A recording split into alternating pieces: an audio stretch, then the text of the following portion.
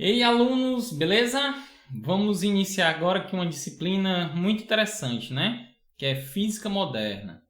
E vamos começar aqui com relatividade, certo, pessoal? Esse conceito de relatividade, né? Ele foi proposto por Albert Einstein, né? No início do século XX. E realmente, pessoal, revolucionou a física, né?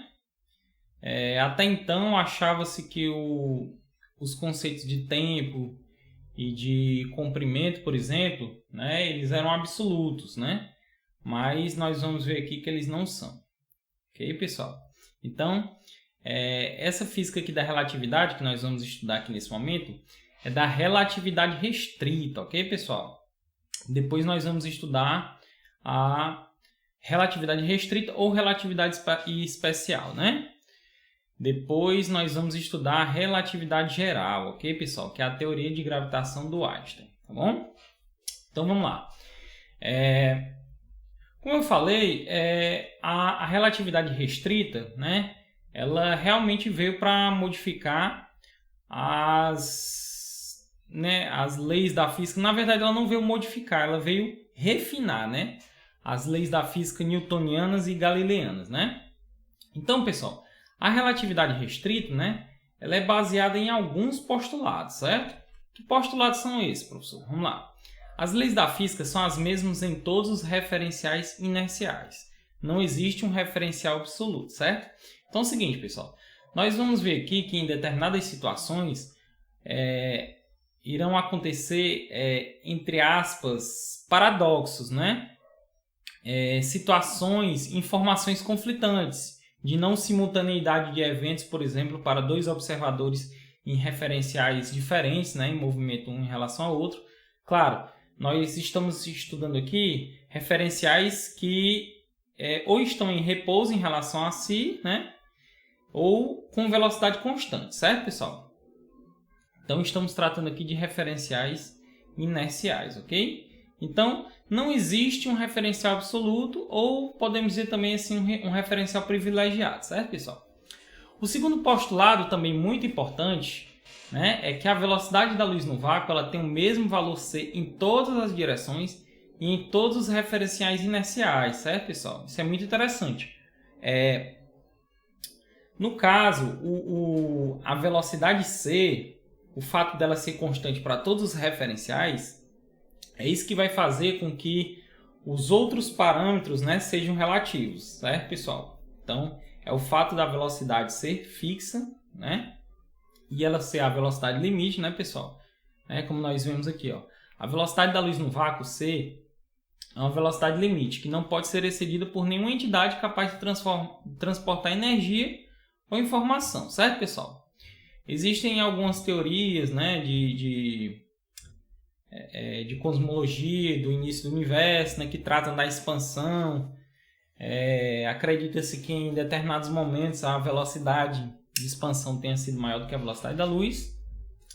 Porém, esses conceitos eles não estão relacionados aqui com a nossa relatividade restrita, certo, pessoal? Isso não vai quebrar aqui esse nosso referencial da velocidade da luz como velocidade limite, certo, pessoal? Então, qualquer entidade, né, pessoal, ele é bem amplo, né? Qualquer entidade, né, é capaz de transportar energia ou informação, ou seja, está falando aí de radiação, está falando de objetos, né, pessoal? Então, está tratando aí de entidade, certo? Então, pessoal, dados aqui esses conceitos, né, esses postulados, nós vamos ver quais serão as consequências desses postulados, certo, pessoal? Então, antes de nós falarmos nas consequências, né, vamos falar de coordenadas de um evento, né, pessoal? Então é o seguinte, 3 coordenadas espaciais e uma coordenada temporal especificam um evento. Mas, professor, o que é um evento? Pessoal, um evento é um acontecimento. Por exemplo, uma explosão de uma estrela é um evento. Um impacto de um meteorito numa nave é um evento. um sinal, o envio de um sinal eletromagnético é um evento, certo? Um pulso é um evento, uma colisão é um evento. Então, assim, é um acontecimento, certo?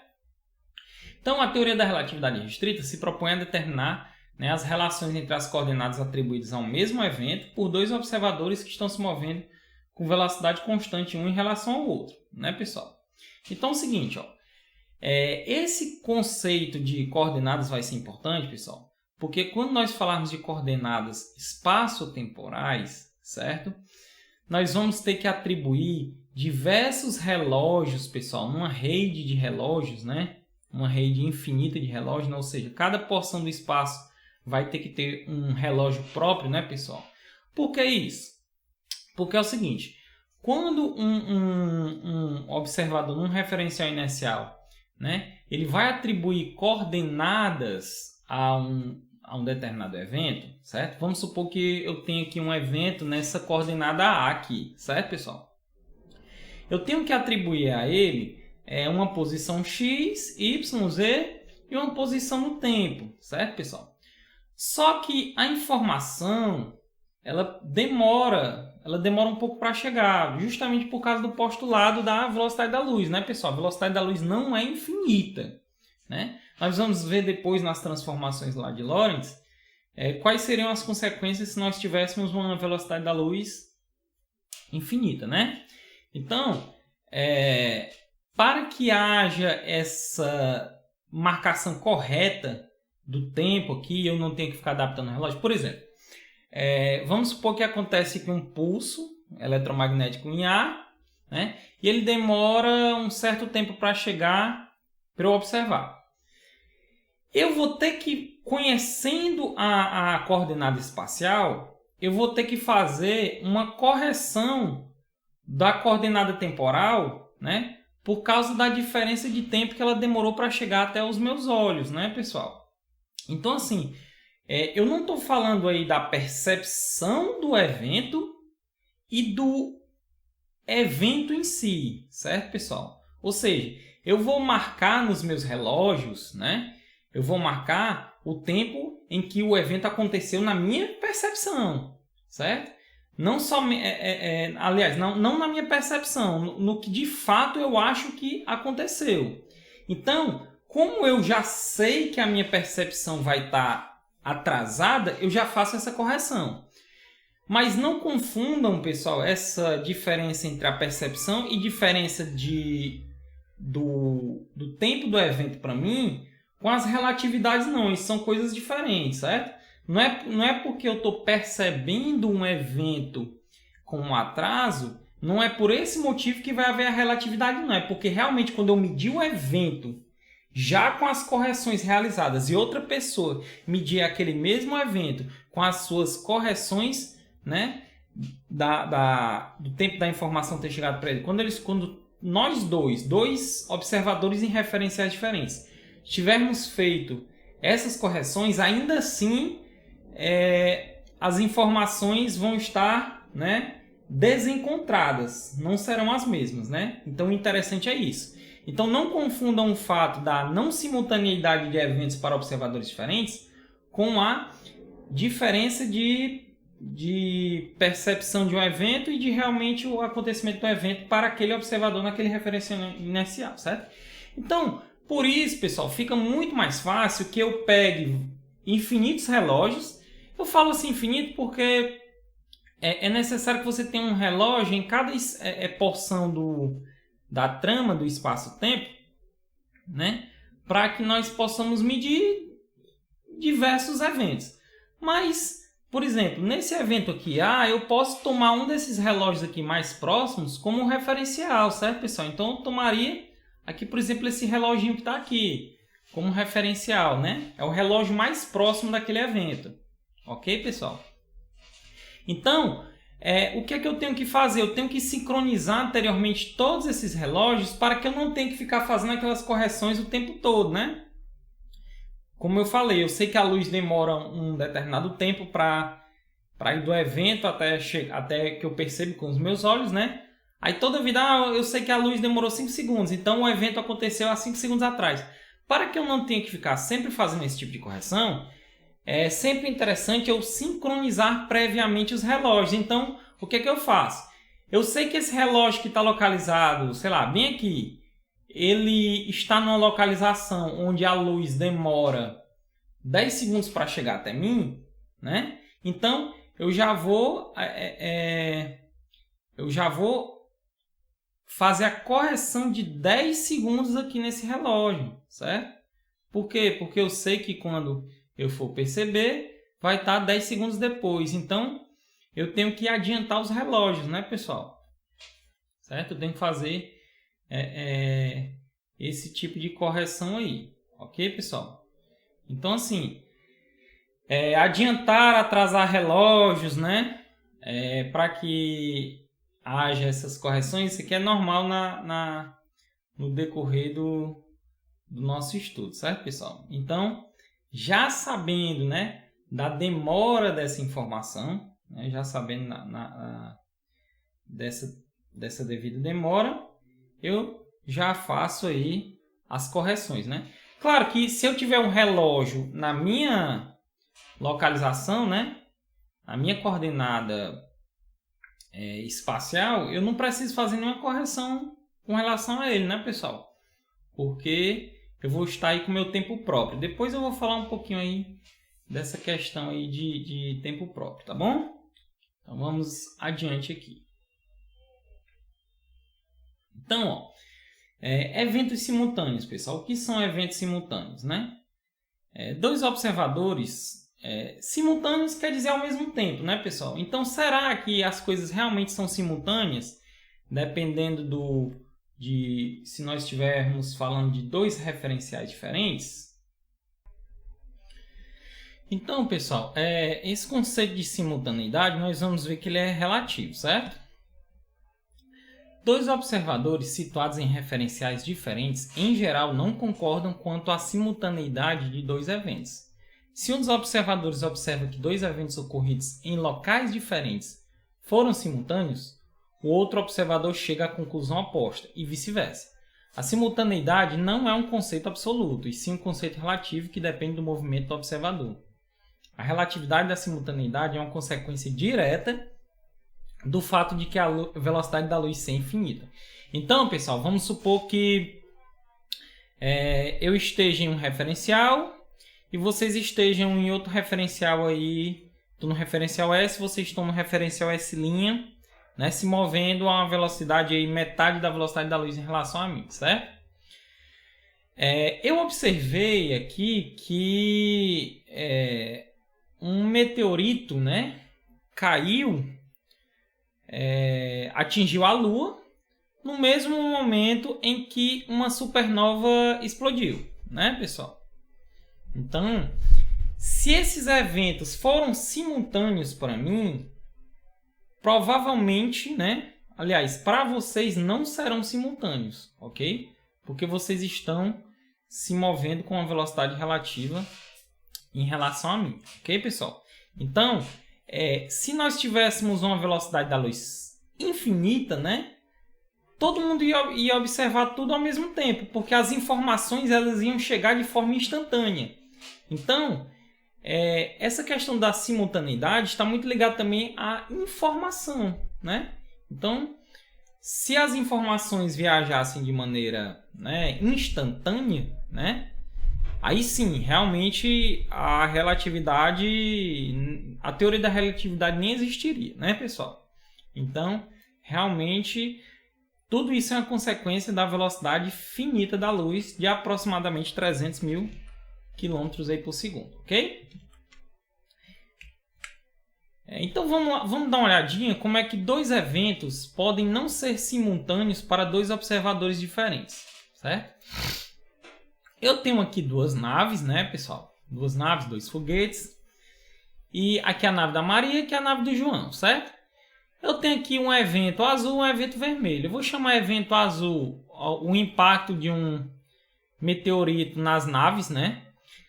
É sempre interessante, pessoal, que esses exemplos de relatividade, eles sempre vão ser ligados a explosões, impactos, né? Porque eles deixam uma marca, né? Então, nesse caso aqui não é diferente, ó. Eu tenho aqui um meteorito que deixou uma marca azul, na nave e um meteorito que deixou uma marca vermelha nas naves, ok? A nave de Maria está se movendo com velocidade V em relação à nave do João, pessoal, certo? Só que nesse momento aqui, se nós tirássemos aqui, aliás, nós estamos tirando aqui uma foto, né, de um momento aqui. Mas a gente vai ver que até essa questão da foto aqui é relativa, certo, pessoal? Nós vamos ver aqui que isso vai depender das velocidades relativas dos observadores, né? Então é o seguinte, o João ele se encontra exatamente no meio, localizado na nave, no meio dos dois impactos. Então deixou uma marcazinha lá dentro da nave, né? E ele observou esses dois eventos ao mesmo tempo. Por quê? Porque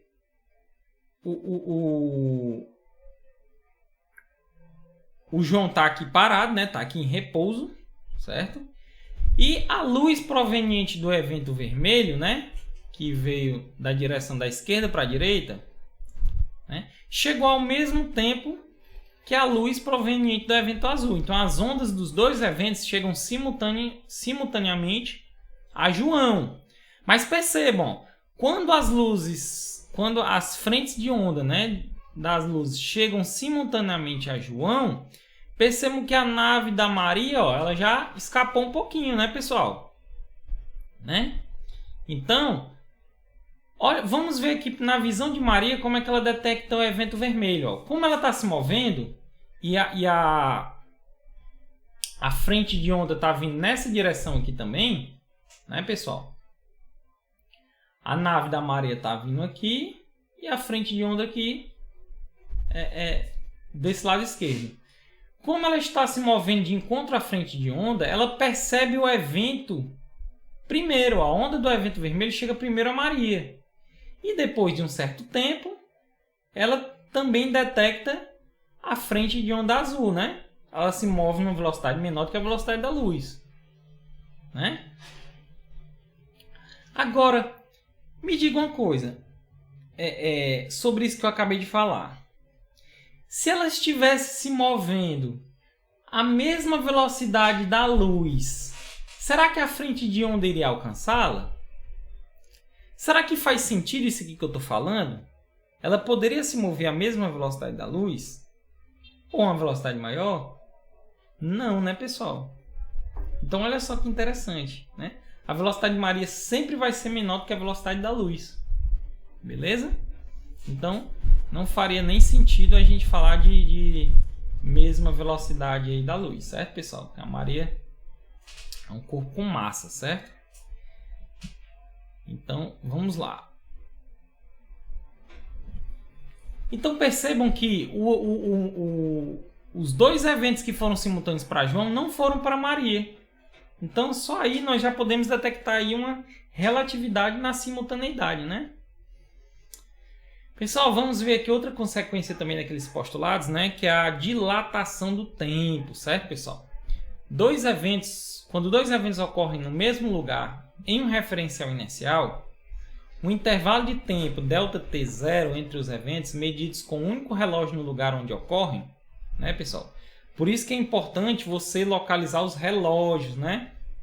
Lembre que aqueles relógios lá do início, eles tiveram que ser sincronizados, né?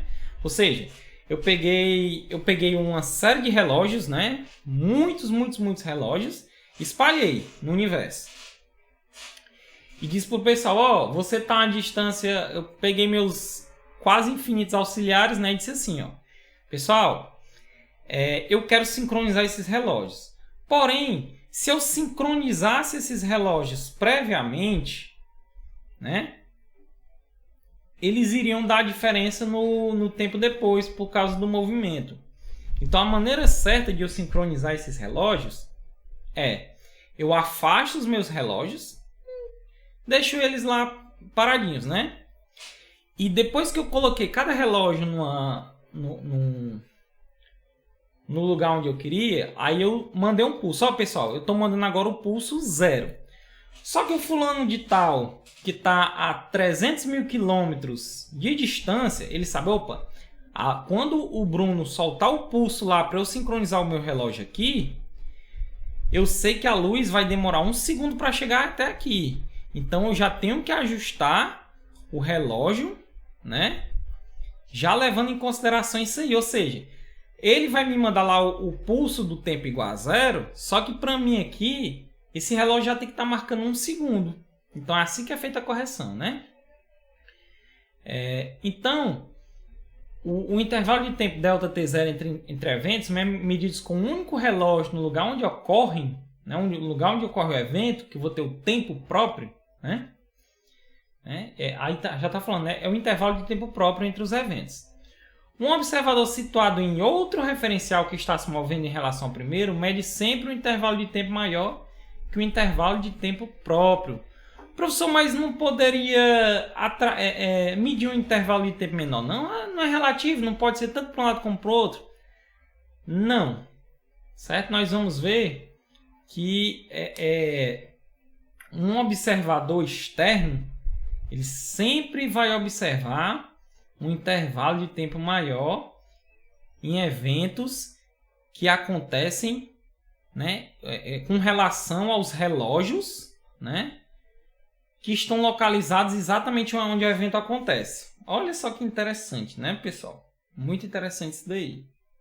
Então, o tempo próprio... O que é o tempo próprio, pessoal? É o seguinte. O tempo próprio é o tempo que é medido no relógio que está situado localmente onde está acontecendo o evento. Basicamente é isso. Então, quando vocês estiverem resolvendo esses problemas, um conceito importante é você definir quem são os tempos próprios, né? Quem são os comprimentos próprios, né? Então, tudo isso vai ser extremamente importante, tá? Para nós compreendermos esse conceito de dilatação do tempo, né? E contração do espaço, nós vamos falar um pouquinho depois. Ou contração dos comprimentos, né? Então, intervalo de tempo próprio. Isso não quer dizer que esse intervalo de tempo próprio, pessoal, é um intervalo de tempo privilegiado. Que, esse aqui é que eu tenho que ter como referência. Não. É apenas o tempo próprio daquele evento local. A minha...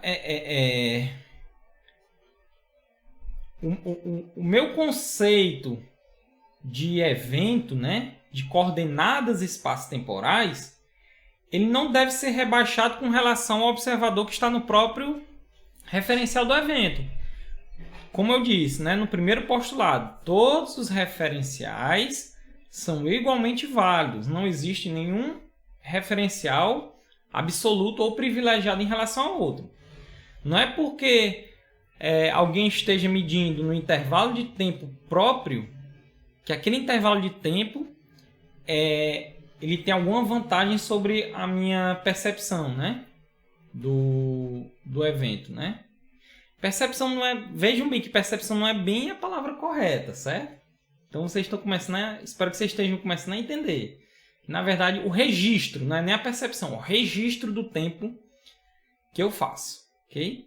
Então, tenham muito cuidado com essa questão, que às vezes a gente tende a dizer, né, percepção, mas a palavra mais correta é registro. Percepção, a gente já esqueceu um pouquinho de percepção de evento, porque daqui em diante a gente já toma como premissa que os relógios, né, nos quais a gente faz as medidas, eles já foram sincronizados da maneira correta, como eu tinha sugerido, né?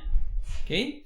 Então, essa questão de correção do tempo, né, nós não vamos levar em conta, a não ser que nós trabalhemos aí em alguma questão, algum problema que especifique isso daí, ok?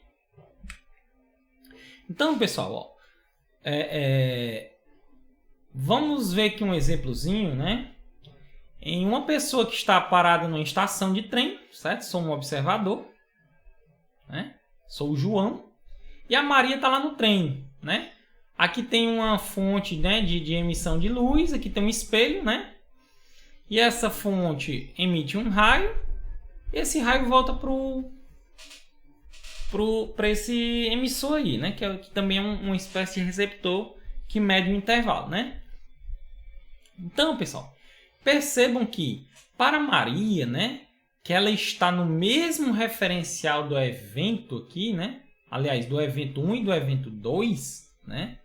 Ela está nesse mesmo referencial aqui. Olha só como foi a passagem de tempo dela.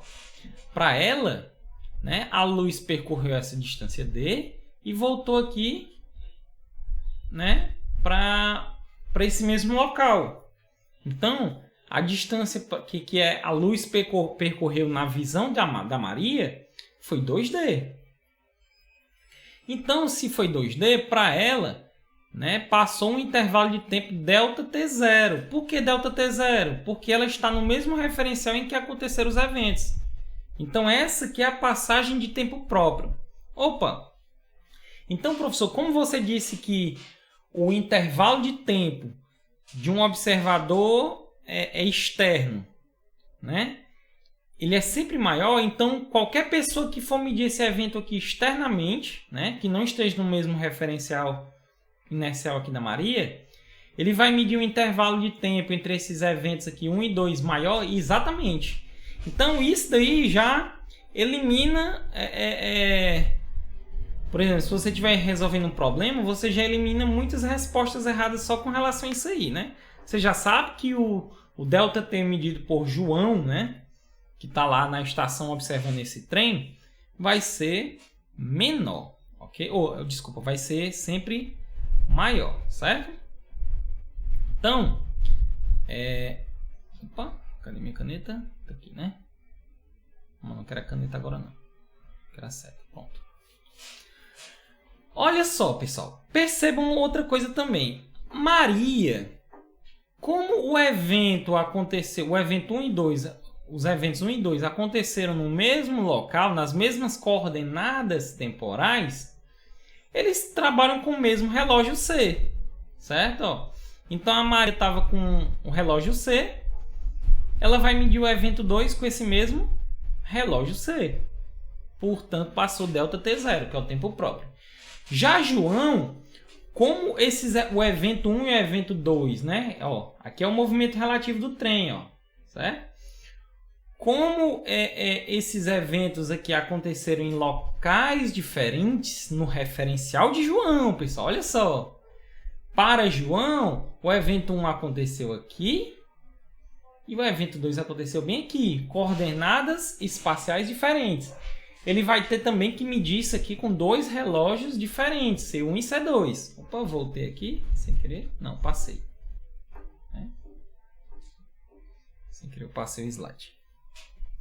Ok, pessoal, então por isso que eu tenho aqui C1 e C2, né? Lembrando, embora estes relógios sejam diferentes, eles estão sincronizados, certo, pessoal? Lembra que nós sincronizamos previamente, né?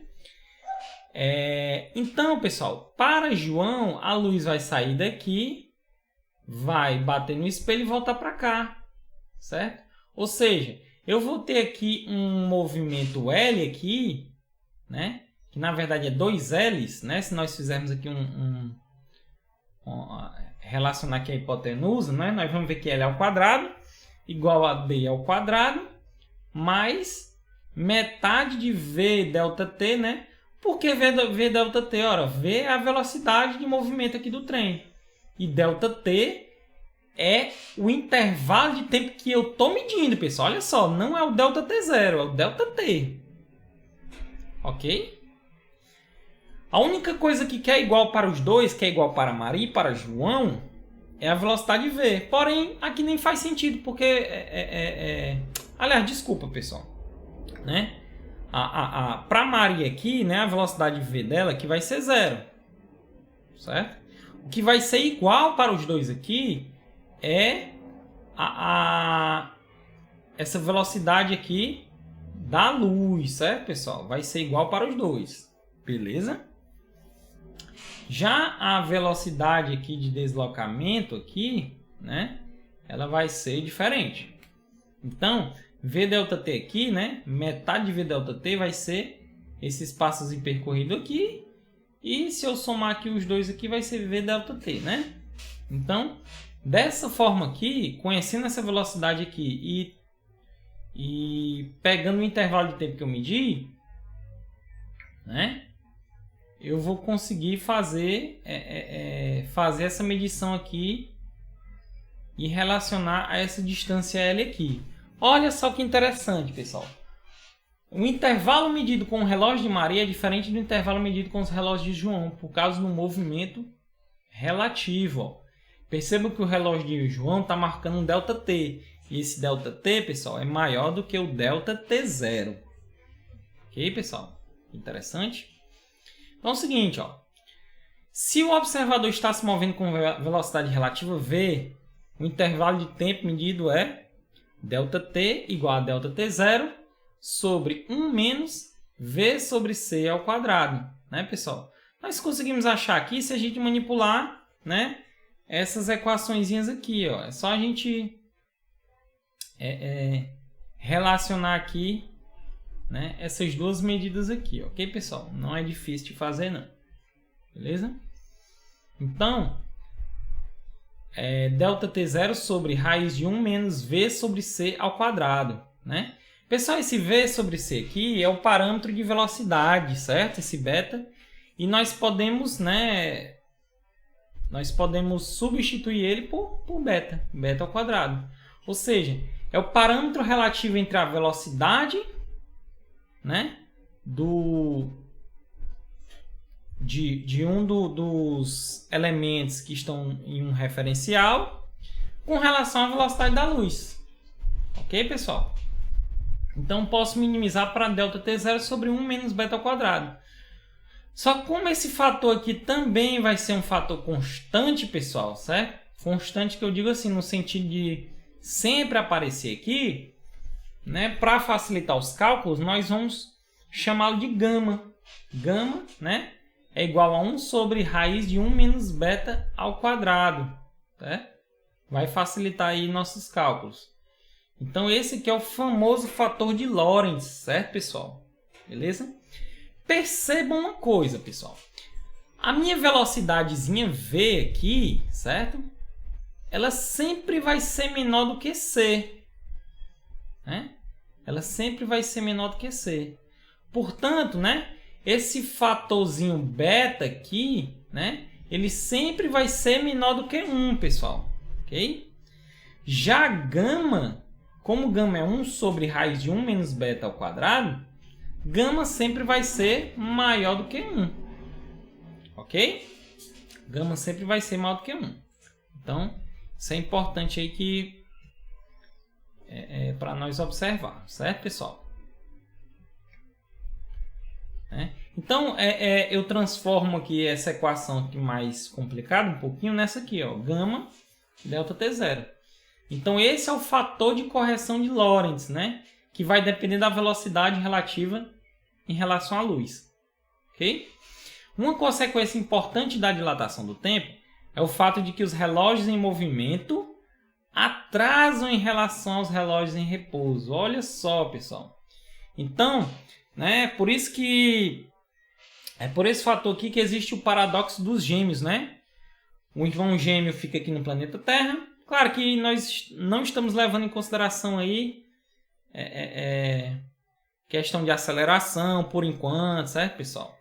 Questão do afastamento do campo gravitacional, né? Nós estamos levando em consideração somente a velocidade, né?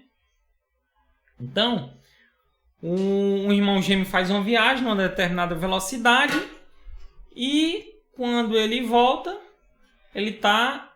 o irmão que ficou aqui no planeta Terra está mais velho, né? Certo? O tempo se passou muito mais para quem ficou parado aqui na Terra do que para quem estava se movendo. Ou seja, o relógio da pessoa que estava se movendo estava atrasado. Ok? Então, para o pessoal que fica aqui, sempre vai passar um intervalo de tempo maior, que a gente já viu, né? E é demonstrado aqui pela fórmula. Né? Esse ΔT, como esse gama sempre vai ser maior do que 1, esse ΔT sempre vai ser maior do que ΔT0. Ok? Contração da distância, pessoal. O comprimento L0, que é o comprimento próprio, né? de um corpo medido por um observador em um referencial inercial no qual o corpo se encontra em repouso é chamado de comprimento próprio. Ou seja, né, nós tínhamos lá o exemplo da Maria, que estava no trem, então ela media lá o comprimento próprio, né, aquela distânciazinha do laser que vai bater no espelho até voltar, né? Então ali é o comprimento próprio. Não vai ser preciso fazer aí correções devido ao fator de Lorentz, ok? Um observador situado em outro referencial que está se movendo em relação ao primeiro mede sempre um comprimento menor. Olha que interessante, pessoal. Quem está em outro referencial mede sempre um comprimento menor na direção do movimento que o comprimento próprio. Olha só, pessoal. Sempre na direção do comprimento. Desculpa, na direção do movimento. Então, por exemplo, se eu tenho uma caneta aqui e ela está se movendo nesse sentido, a contração do comprimento vai acontecer, né, nesse sentido aqui, né, nessa direção aqui, ok? As outras coordenadas de comprimento não vão mudar, né? É sempre na mesma direção do movimento. Se o observador está se movendo com velocidade relativa v, o comprimento medido olha só, então esse comprimento aqui, o L, sempre vai ser menor do que o L0. Por quê? Eu vou ter aqui um fator aqui, 1 menos beta ao quadrado, né? Multiplicando. Então isso aqui vai ser 1 sobre gama. Ok? Então o L é igual a L0 sobre gama. Ou seja, se gama é sempre maior do que 1, o L vai ser sempre menor do que L0. Ok, pessoal? Então essas são as correções que devem ser feitas. Ok? Então, vamos falar agora aqui de transformação de Lorentz, certo, pessoal? Antes de observarmos aqui as equações da transformação de Lorentz, vamos observar como as transformações de Galileu relacionam as coordenadas no espaço-tempo de um evento em dois referenciais inerciais S e S', né? Se S' está se movendo em relação a S com velocidade v no sentido positivo dos eixos x e x', as relações entre as coordenadas nos dois referenciais são as seguintes. Percebam que eu tenho aqui né, um referencial S. Eu posso dizer que ambos estão... Eu posso tomar como referência aqui qualquer um que está em repouso em relação ao outro, quando eu estiver resolvendo problemas. Mas nesse caso aqui, nesse exemplo, já sugere-se que o S está em repouso, né? Meu S aqui está parado. E o meu S' que está se movendo aqui nesse sentido aqui, dessa velocidade, certo, pessoal? Então, quando para o referencial S eu tiver uma coordenada x, né? Opa, cobriu aqui, né? Cobriu aqui. Então, quando eu tiver essa coordenadazinha aqui, x, no referencial, né, no referencial S, né? No referencial S', o meu x' vai ser igual a x menos vt. X, né, que é esse pedação aqui todinho. Opa, passou aqui, peraí. Que é esse pedação aqui todinho, menos esse pedacinho aqui. Então, esse vai ser o meu x' aqui, certo, pessoal? Por que eu posso fazer essa relação direta aqui? Porque o tempo t é igual ao tempo t', pessoal. Olha só. Eles são idênticos. Aqui não é relatividade de tempo. Isso aqui é a transformação galileana. Não havia nenhum motivo para os cientistas acharem que isso aqui fosse diferente, pessoal. Ok? Não havia questionamentos com relação a isso. Por isso que a genialidade de Einstein, ela foi tão evidenciada, né? Porque era um conceito totalmente intuitivo, não intuitivo, na verdade, né, pessoal? Então, vamos ver aqui como é que ficam as transformações de Lorentz, né? As equações da transformação de Lorentz relacionam as coordenadas no espaço-tempo, né? Entre dois referenciais S e S' dessa forma aqui, ó. X' igual a gama vezes x menos vt, pessoal. Pessoal, por que aqui o y', né, é igual ao y e o z' é igual ao z. Porque o movimento aqui, pessoal, está ocorrendo no sentido positivo do eixo x somente. Certo? Beleza? Então, com relação às coordenadas y e z, elas permanecem as mesmas. Ok? Isso falando de coordenadas espaciais. Certo, pessoal? Coordenadas espaciais. Beleza? Ah, professor, tudo bem, mas se eu quiser, no caso, eu não quero x', eu quero o x. Então, basta que você inverta tudo. O que era x passa a ser x', o que era t passa a ser t', né? Só que aqui, você tem que mudar o sinal da equação, né? Vai ficar x' mais v t'. Ok, pessoal? Então, se você quiser mudar aqui a referência, não quero x', eu quero o x, é só você inverter aqui, certo, pessoal? E alterar esse sinal. Beleza? Okay. Agora, o t', como é que fica o t'? T' é igual a gama, né? Que multiplica t menos vx sobre c ao quadrado. Ok, pessoal? Da mesma forma, se eu quiser o t ao invés do t', né? Eu faço t igual a gama t' mais vx' sobre c2. Ok, pessoal? Então, com essas transformações aqui de Lorentz, né, que nós vamos relacionar, né, as coordenadas espaço-temporais de um evento em dois referenciais inerciais diferentes, né, pessoal? Então, é assim que a gente vai relacionar. Se eu observei esses dois eventos aqui, por exemplo, com a diferença de tanto tempo, para um observador em outro referencial, ele vai observar em quanto tempo? Qual vai ser o intervalo de tempo entre esses dois eventos? Então, é desse tipo de questão que se tratam as transformações de Lorentz, né? Aqui nós estamos falando aqui somente de um evento, mas também podemos relacionar dois eventos, né? Um intervalo de tempo entre dois eventos diferentes, não somente a um mesmo evento. Então, no caso aqui, a gente colocaria aqui um delta de variação, né? Ok, pessoal? Tudo que é x a gente colocaria delta, tudo que é t a gente colocaria delta t. Ok, pessoal? Tranquilo? Então, pessoal, nós vamos resolver depois várias questões relacionadas a isso, né? Mas espero que vocês tenham gostado, né, dessa teoria até aqui, né? Realmente temos que quebrar alguns conceitos para entendermos essas questões iniciais aí de relatividade, né? Mas com exercícios com o tempo, elas não são difíceis de serem captadas, ok, pessoal? Então, abraço aí, obrigado por assistir a aula e até a próxima. Valeu!